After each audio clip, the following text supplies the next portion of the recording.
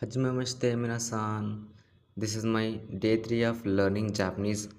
So ಇವತ್ತೇನಪ್ಪ ಅಂತಂದರೆ ನಾನು ಎಲ್ಲ ಹಿರಗನನ ಕಂಪ್ಲೀಟ್ ಮಾಡಿದೆ. ಆದರೂ ಇನ್ನೂ ಸ್ವಲ್ಪ ಪ್ರಾಕ್ಟೀಸ್ ಬೇಕು.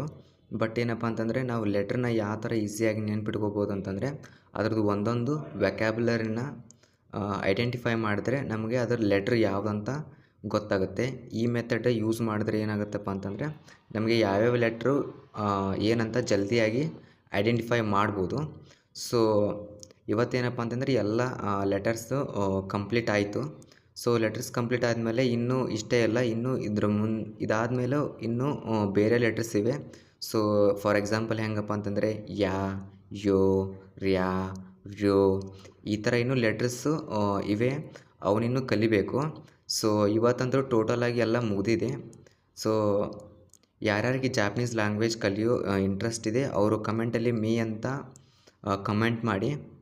ನಾನು ಅವ್ರಿಗೆ ಇದರಿಂದ ಏನೇನು ಬೆನಿಫಿಟ್ಸ್ ಇದೆ ಮತ್ತು ನಿಮ್ಮ ಕೆರಿಯರ್ಗೆ ಯಾವ ಥರ ನೀವು ಗ್ರೋತ್ನ ಪಡಿಬೋದು ಇದನ್ನು ಜಾಪನೀಸ್ ಲ್ಯಾಂಗ್ವೇಜ್ ಕಲಿಯೋದ್ರಲ್ಲಿದ್ದ. ಮತ್ತು ಇದನ್ನು ಕಲ್ತ ಮೇಲೆ ನೀವು ಜಪಾನಲ್ಲೂ ಕೂಡ ವರ್ಕ್ ಮಾಡ್ಬೋದು.